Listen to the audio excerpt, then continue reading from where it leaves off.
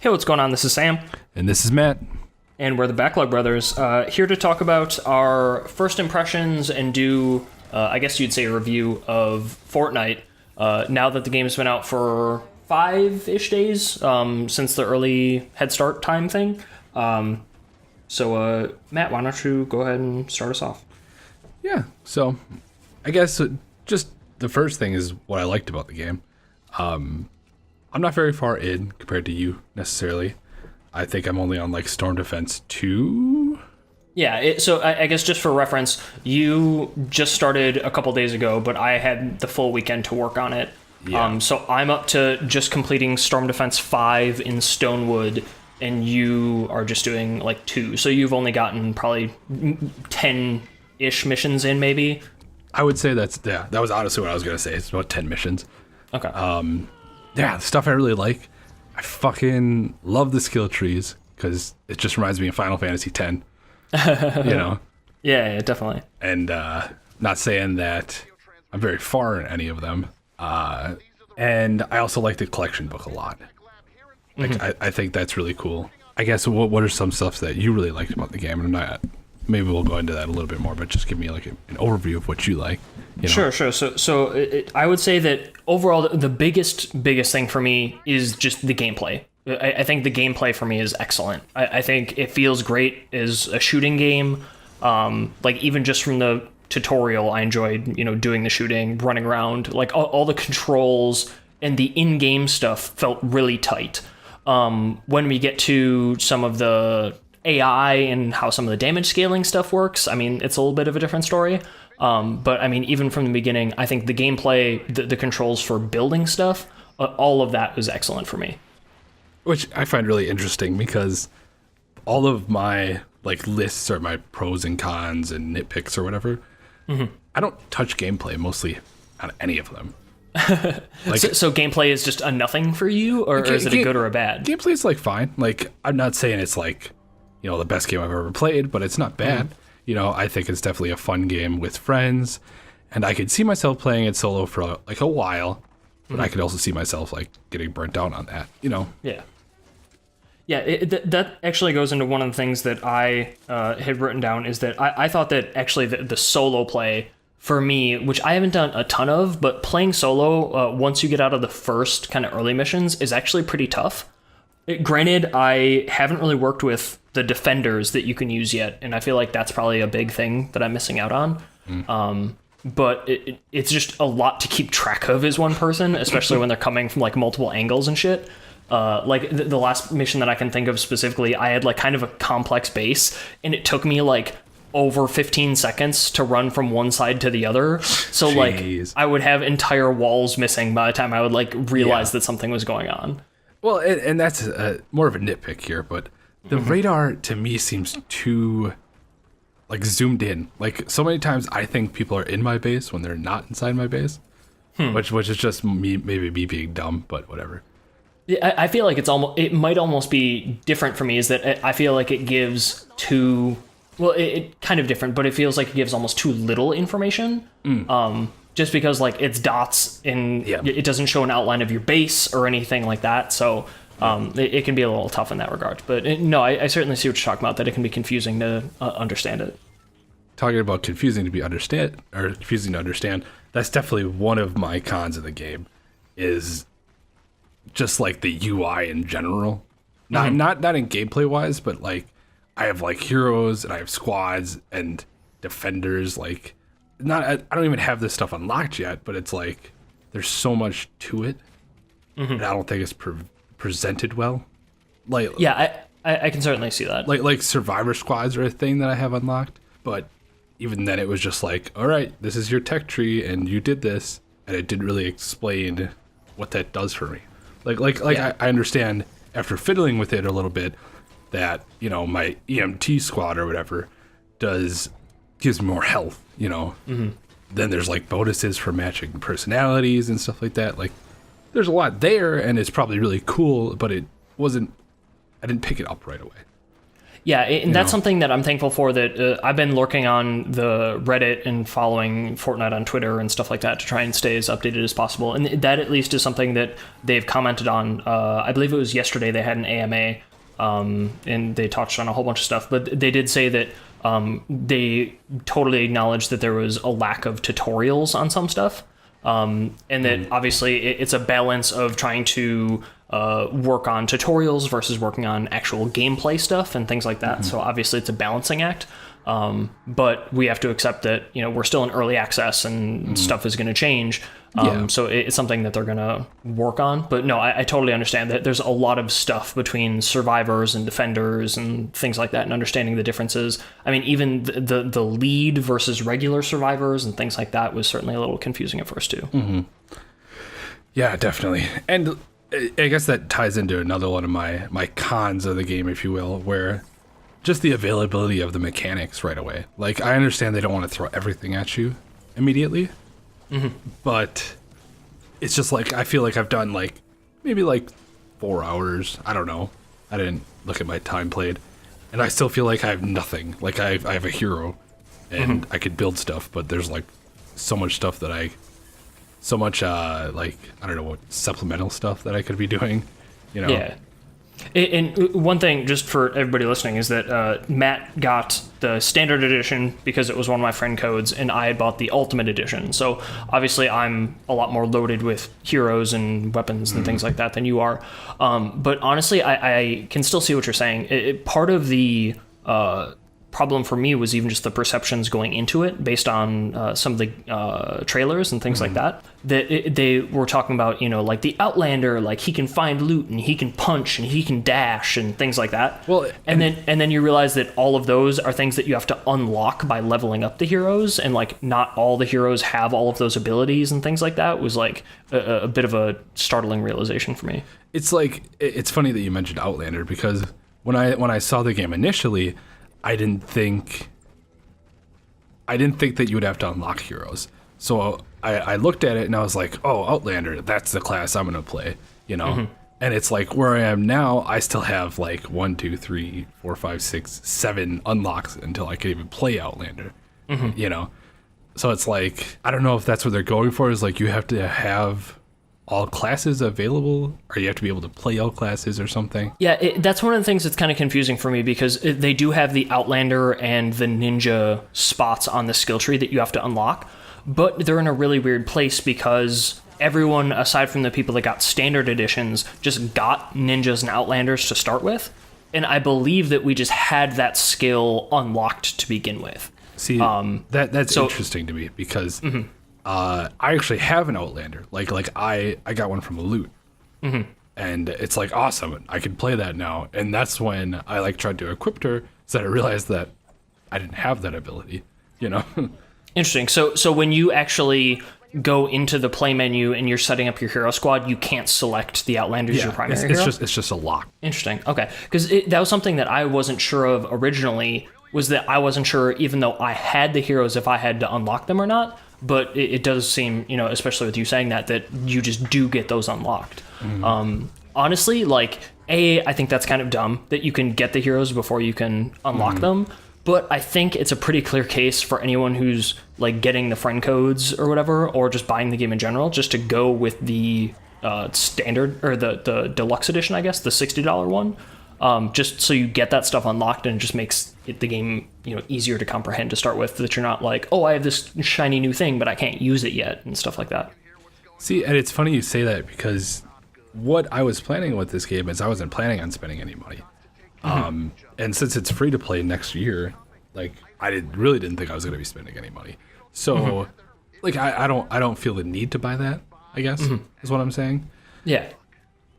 And I mean, obviously, our expectations and, plans going into it are totally different, because obviously I bought the ultimate upgrade. So, I'm super invested, and you obviously aren't nearly as much. Yeah. But it is definitely more of just a user experience thing, that it might even be worthwhile. And, we certainly have the capability, and everyone who's listening has the capability to go in and submit feedback through the menu in the upper right-hand corner, and there's a feedback button.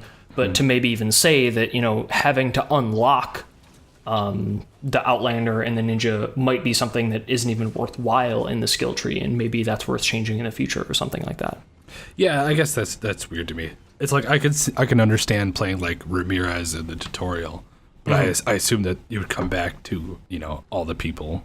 Yeah, it obviously, like, you start out with Ramirez, and then in the thing you get kind of the ability to run the constructor to start with, and that's the first skill point you spend. But it could even just be something that's like they just change it to the quest system where it just gives you a constructor to start with, which I think it might. I don't recall.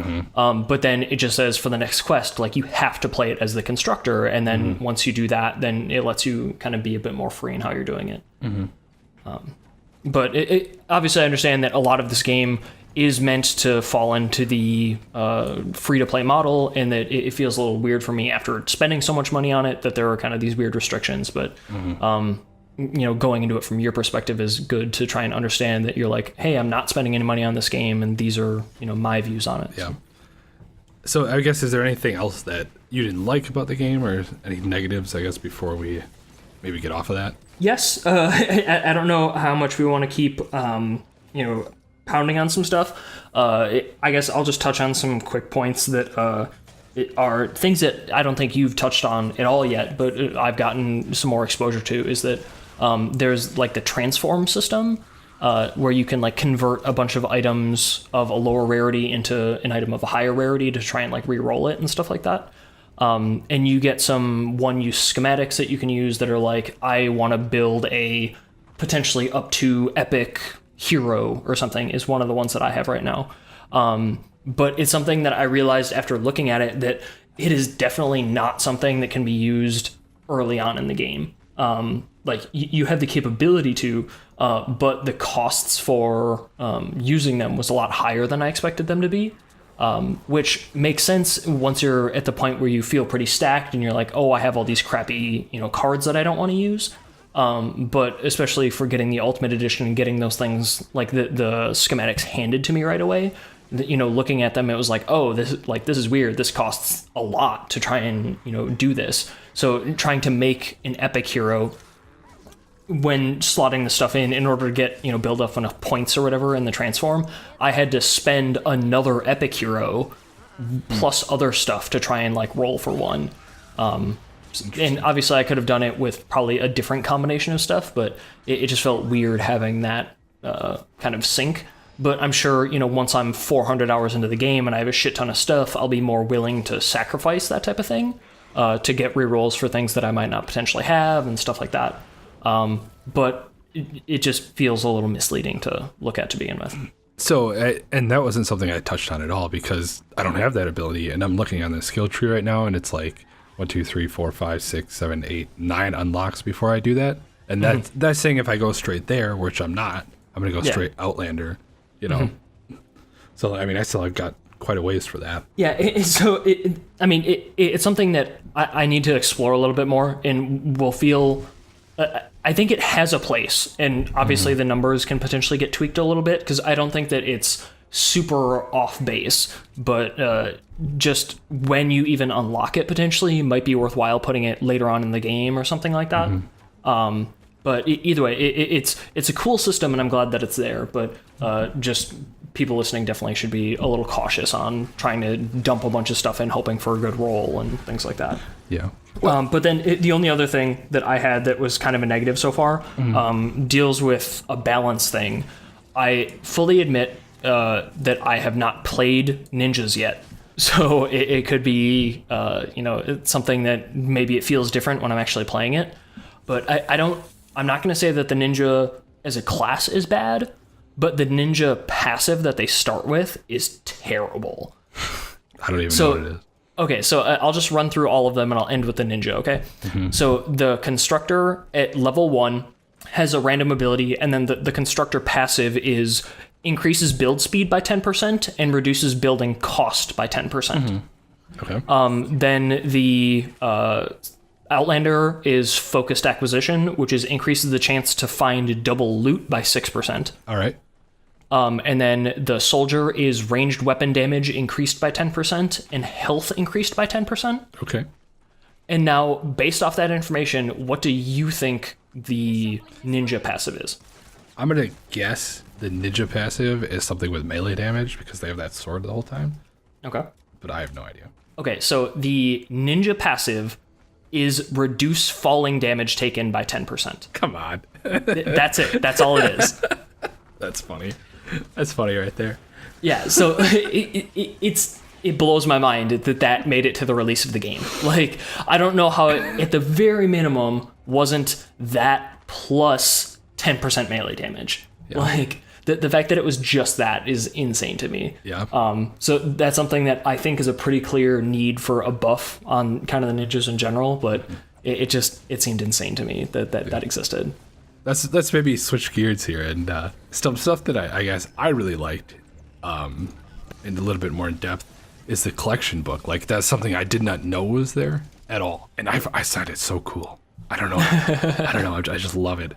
I love the ability to capitalize like on loot that you're not using, you know, and to do it in like a way where you can also collect them all, you know. Like, Yeah, I mean, I totally agree with that. I think that the biggest problem with the collection book is the fact that I've seen some people not realize that they're slotting their schematics for items into it, and that they think that they're slotting just an item that they crafted into it. yeah. So there's a little bit of confusion there, even though the UI does say, like, do you want to slot this permanently into the thing and blah, blah, blah. But no, I agree. I think it's a really cool thing. I'm currently up to level 22 on it already. Jeez. Which feels really cool, and there's some sweet stuff that I've gotten from it. Specifically, one of the levels, probably within the last 5 or so, I got a loot pinata, and I was like, oh, cool, a pinata. But I busted open, and it gave me just a shit ton of XP for everything. Like, it gave me like 10,000 schematic XP, and like roughly similar for both survivor and hero XP. So it was like, holy crap, this is amazing. Well, like the thing I saw on like when I was reading about the game today was that at like 31 or something, you get like a jackpot llama or something like that. And when I watched a video of someone opening one, the pinata had like 30 things in it, and he got like 4 legendaries and 1 mythic. Holy crap. Yeah. That's crazy. Yeah. So it was just like, Jesus. You know, it's like I love that loot treadmill where it's like, oh, I'm not gonna use this schematic, like I'm not gonna build scythes or something, you know. Let's throw all my scythes in there. Yeah, it certainly is like a risk versus reward too, because certainly I agree that there's a lot of times where it's like, oh, like I don't think I'm ever going to use these scythes, so let me just slot them all in. Or I know that there have been a couple heroes already that I'm like, oh, like I don't have a duplicate of this hero, but it's only like a blue, and I don't think that I'm going to use it, and things like that. So I've slotted a couple because of those reasons as well. But obviously, I have if I had a blue hero. Obviously, I have a ton more than you, so it's way different. But that's also why I have 20 some levels in the collection book, and I'm sure you're at a lot less than that.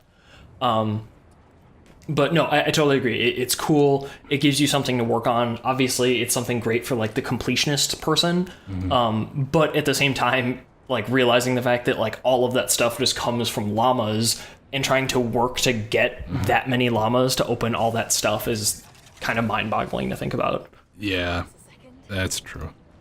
Well, and that was a little bit of a nitpick that I had, which we'll get to in a little bit. But while I was bitching about not having everything available to me on the mechanics, I still really like the skill tree as well. Granted, I wish I could take off some of the abilities, like take off having to unlock heroes and having to unlock like major gameplay mechanics, but like having like stats be added and having like minor gameplay stuff on there would be really cool, and it is really cool. So I really enjoyed that aspect of it as well. Yeah, I like that. A couple of the skills that I had unlocked most recently were some stats or some spots that gave me plus 15% building health, which was really cool. And then also through the skill tree is how you unlock the ability to upgrade the stuff you build. So being able to upgrade, a wall from level 1 to level 2, etc. Yeah. Those things are really cool. That not only does it change the look of the things, but obviously makes them a lot stronger and stuff like that. Mm-hmm. Yeah, definitely. So I guess what are maybe some of your positives like that we didn't talk about? I would certainly agree with the skill tree. And I like the research points thing as well, like the research tree. Yeah. That I think it's cool that, and it is kind of touching on like the free-to-play mechanics, that it is kind of like making sure you log in every day to collect your research points and whatever. But it is nice to have a little bit of something that rewards you even when you're not playing the game. And it is like a time-gated thing, but it obviously rewards you for making sure you check in on it, on a regular basis and stuff like that. And I like those trees, and especially like the research tier 1 tree compared to the tier 1 skill tree gives you a lot more options in how you level it up. Whereas the skill tree level 1, it makes you go in pretty much just a straight line for a long time. Whereas in the research tree, you can immediately kind of veer off in one path, and it gives you 4 options to start with for where you want to go. Mm-hmm. Definitely. But even just for other things, going back to what I said originally for the gameplay, is that when I'm actually in a match, I love it. It's like it's by far the best part of the game, and why I'm going to want to keep playing it. And I mean, the look of it and things like that was why I started, being obsessed about it when I saw the trailers and things like that to begin with. That it's kind of a perfect match of a shooter, but also an exploration, kind of survival-y scavenging game. And then like the tower defense-y stuff is really cool too. Obviously, everything can get tweaked and everything can be better, but I really enjoy all the aspects of it. And I think that that's one of the things that does help with the different heroes, that playing an Outlander versus a Constructor, because those are kind of the 2 main heroes that I'm playing recently. Mm-hmm. I know, like, when I go into a match, if I'm playing that hero, like, how I should approach the map. And when I'm playing an Outlander, I know that I'm not really going to give a crap about the base defense until, like, they press the button to start it. But I'm going to be out there exploring, trying to find all the loot and things like that. And then it actually gives me something that I can still even bring to the team, that if they want to be focused on other stuff, I'm going to be the one who's able to find all the good loot and, harvest a bunch of stuff, because I have bonuses to harvesting damage and things like that. So I can just run back to them and provide them a bunch of resources for them to start working on the base, while, I'm running around having my good time exploring, and then they're doing their Constructor stuff. And I guess I should stress this a little bit. I feel like if you're still listening, I do really enjoy the game. Yeah. For how long we shit on it, I do enjoy it quite a bit. Yeah. So we'll probably need to record a soundbite of us saying that to start the video, and then we can, come back to this. Yeah. Oh, shit. Yeah. Other than that, like, there's it being in beta and being early access, you can understand some of this stuff. Like, just throw a quick list of nitpicks that I had. There's not really a home button. So, like, when I'm a couple menus deep, I always want to go for a home button, but I don't have that. Destroy your whole storm base, just to get that done. And I feel like the end of match scoreboard is basically useless. Are you talking about the points, or when you're leveling up the chest? The points. Like, I like to level up the chest stuff, but just like, it's like, who gives a fuck about the points, I mean, I guess, like, it's interesting, but it doesn't really matter in any way and stuff like that, because, I don't know, it's weird because, like, at the top bar, I forget even what it is, but everyone gets the exact same points, basically, and then there's, like, utility, building, and combat, or whatever. Yeah. Well, that's just it. It's like, what did they expect people to use that information? Oh, I did the most base. Well, yeah, you're the Constructor. I'm an Outlander. Yeah. What do they expect there? And I mean, I don't know. I think it is just a thing that, like, it shows everyone's contribution. That I don't look at it so much as a competing thing, although I've certainly, been like, oh, I did the most damage or whatever. Yeah. But it is certainly, like, a good way to show that everyone competed. But I agree that it's not super relevant. Yeah. But still, on that screen, the chest part is the thing that weirds me out, because the stars just don't make any sense. Oh yeah, no, I agree with that. I like, still feel good when it like levels up, but I have no fucking idea what it's gonna do that. Yeah, exactly. Like you know. can get like a platinum in exploration or like a platinum in like construction, and it'll give you like 2 ticks of a bar. But then you can get a bronze that gives you a bar and a half and stuff like that. Like it's like none of this makes any sense. And I understand that like it is a little weird because like they have like the utility, combat, and building that level up, and they have tiers of that, and they match the same tiers that the rest of the medals are, but like those are worth less than like mission complete and stuff like that. So I understand that it's a weird system to implement, but like just looking at it at first glance, it's like what I don't even understand what this is. Yeah, right. Yeah, that's all I really have. I don't know if you have anything else that you did maybe touch on. No, I don't think so. Like, I would say that for the most part, like, the game is in early access, so it's going to come with a lot of early access baggage. But even with that, like, it's mostly refinement stuff, not, like, core system stuff.